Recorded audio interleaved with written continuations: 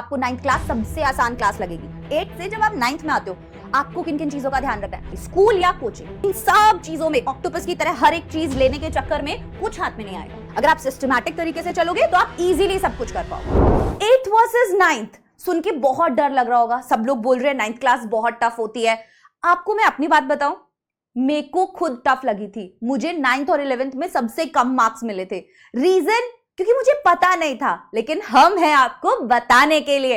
Hello everyone, मेरा नाम है भूमिका चौहान। आज के इस सेशन में मैं आपकी प्यारी सी दीदी बताएगी अपने प्यारे से बच्चों को कि आखिर 8th से जब आप 9th में आते हो आपको किन किन चीजों का ध्यान रखना है। और जब आप इन चीजों का ध्यान रखोगे ना तो आपको 9th क्लास सबसे आसान क्लास लगेगी। हमें कुछ पता नहीं था कि आखिरकार पढ़ने का तरीका क्या होता है। हम वही अभी 1st क्लास से 8th क्लास तक जैसे पढ़ते आए थे मजे में वैसे ही पढ़ रहे थे, लेकिन अब थोड़ा सा लेवल बढ़ जाता है। इसीलिए हमारा जो तरीका है पढ़ने का वो हमें बदलना होगा। और अभी क्योंकि हमारे पास बहुत सारे डिस्ट्रैक्शंस भी हैं, तब हमारे पास नहीं होते थे, लेकिन अब उन डिस्ट्रैक्शंस को हम कैसे अपने फायदे में बनाएं, है ना, कैसे उन्हें अपने फायदे के लिए यूज करें, वो मैं आज के सेशन में बताऊंगी कि स्टार्ट कैसे करना है, पूरा साल क्या करना होगा और कैसे पढ़ाई करनी होगी। अभी एक क्वेश्चन आप ध्यान से सुनो, क्या अगर कोई आपकी क्लास बर्बाद हो जाती है तो उससे आपको हार मान लेनी है? नहीं, मेरी भी बर्बाद हुई थी, पर क्या मैंने लाइफ में कुछ नहीं किया? कर लिया ना, कुछ तो कर ही लिया। बस माइंडसेट अपना रखना है बिल्कुल क्लियर कि मैं पढ़ाई करूंगा, अच्छे से करूंगा, अपना 100% दूंगा, बाकी जो होगा वो देखा जाएगा। और वो देखने के लिए हम आपके साथ हैं, क्योंकि जो होगा वो अच्छा ही होगा। सबसे पहला क्वेश्चन, क्लास इजी होती है या हार्ड होती है? 8th क्लास के कंपैरिजन में बेटा 9th क्लास टफ होती है। ठीक है, इतनी टफ नहीं होती पर टफ होती है, क्योंकि आप लोगों की बुक्स चेंज हो जाती हैं कुछ अलग तरीके से। पहले एक ही साइंस होती थी, अब फिजिक्स अलग हो गई, केमिस्ट्री अलग हो गई, बायोलॉजी। बुक एक ही है पर सेक्शंस में बढ़ जाती है वो। अब दिक्कत कहां आती है? बच्चों के पास अभी इतने सारे रिसोर्सेज है ना कि उन्हें यह समझ नहीं आता कि हम आखिरकार पढ़ें कहां से।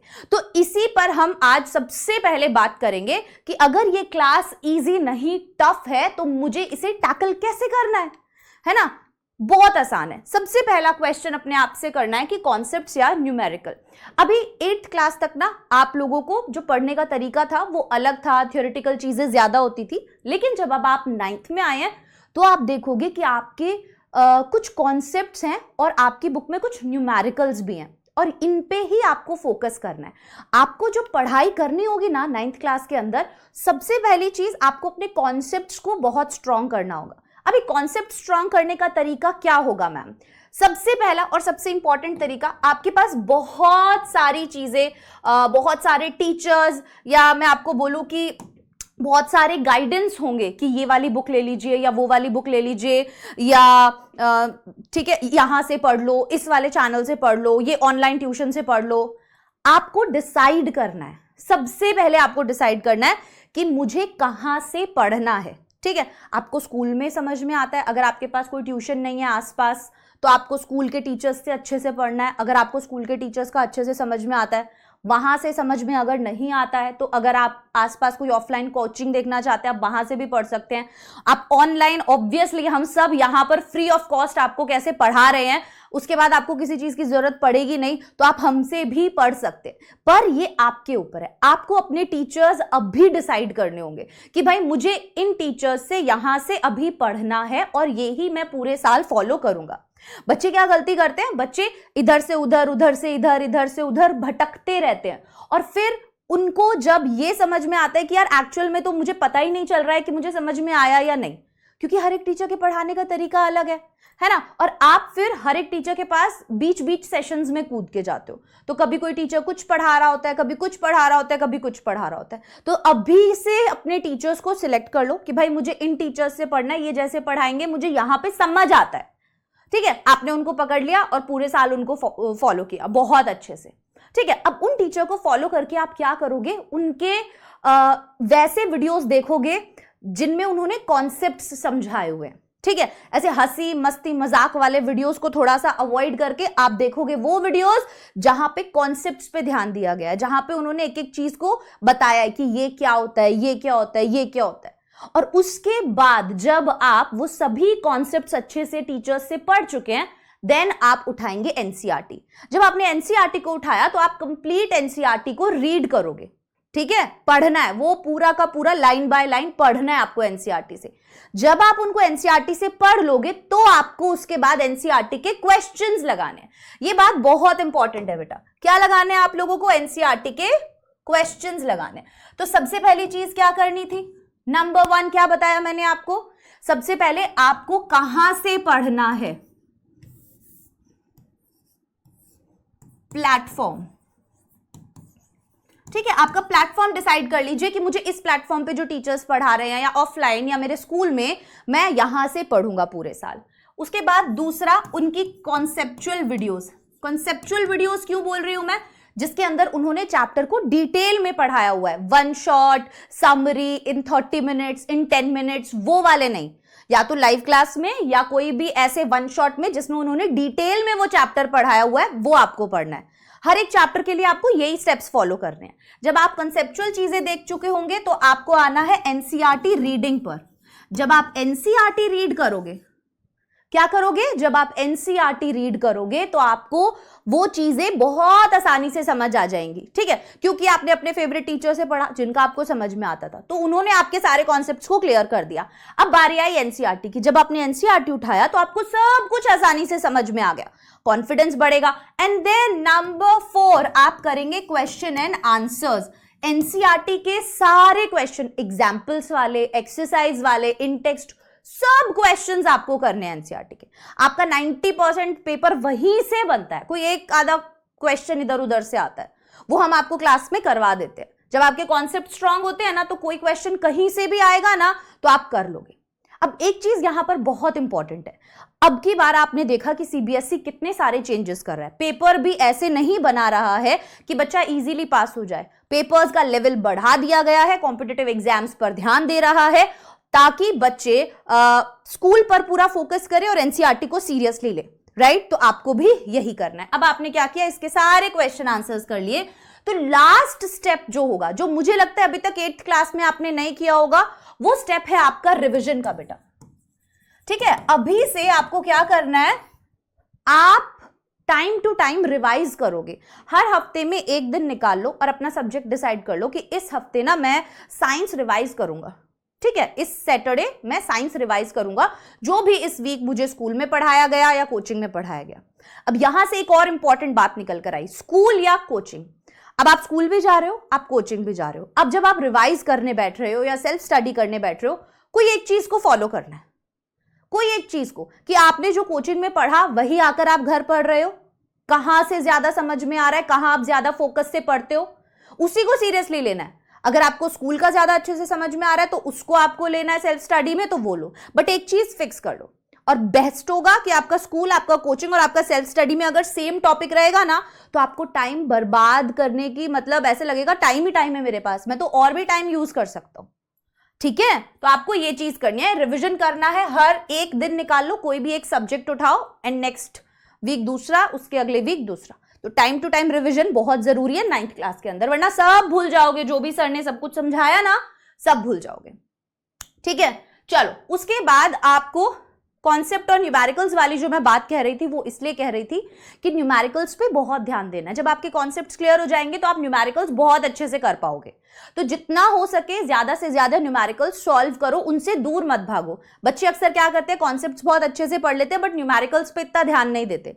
अब आगे धीरे धीरे जब आप जाओगे, आगे बोर्ड्स भी आएंगे, फिर धीरे धीरे आप कॉम्पिटिटिव एग्जाम की तैयारी भी करोगे, तो हम अभी से तैयार हो जाएंगे सब चीजों के लिए, ठीक है। चलिए, उसके बाद आती है, हाँ, बारी, आगे बढ़ो, यस, ऑनलाइन या ऑफलाइन बहुत ही ज्यादा इंपॉर्टेंट है।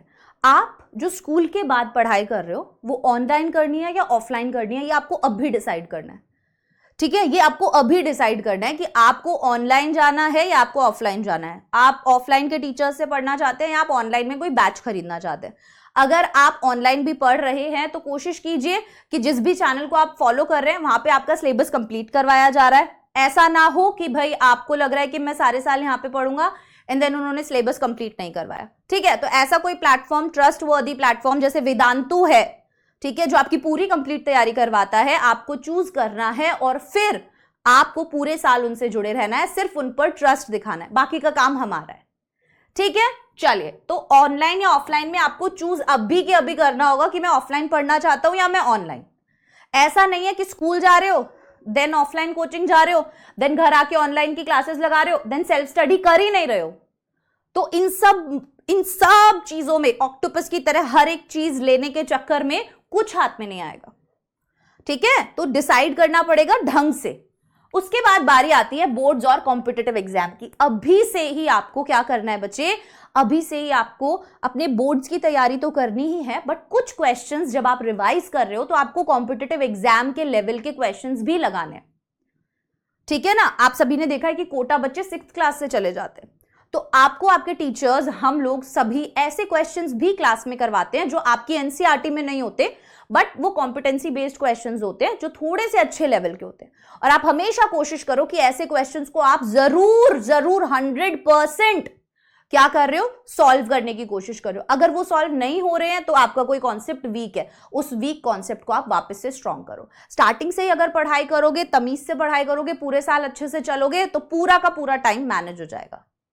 ठीक है, तो ध्यान रखना है, सबसे पहले अपना प्लेटफॉर्म चूज कर लो, कहां से पढ़ना है, उसके बाद कैसे पढ़ना है। मैंने आपको बताया कि आपका टीचर जो आपको पढ़ा रहा है उनके कंसेप्चुअल वीडियोस देखने हैं, उसके बाद आपको एनसीईआरटी रीड करनी है, रीड करने के बाद आपको क्या करना है, क्वेश्चन आंसर्स एनसीईआरटी के लगाने हैं, एंड देन आपको हर हफ्ते में एक दिन रिवीजन का रखना है कि पूरे हफ्ते मुझे साइंस में ये पढ़ाया, नेक्स्ट वीक ये पढ़ाया, नेक्स्ट वीक ये पढ़ाया। ठीक है ना, मुझे पता है आप डेली रिवीजन नहीं करोगे और इतना ज्यादा अपने ऊपर बर्डन लेना भी नहीं है अभी। अगर आप सिस्टमैटिक तरीके से चलोगे तो आप इजीली सब कुछ कर पाओगे, तो आपका टाइम भी मैनेज होगा। तो बचपन में 8th क्लास तक हम सेल्फ स्टडी के लिए कभी टाइम नहीं निकालते थे, लेकिन अब हमें ऑब्वियसली सेल्फ स्टडी के लिए टाइम निकालना होगा। किसके लिए टाइम निकालना होगा बेटा, हमें सेल्फ स्टडी के लिए।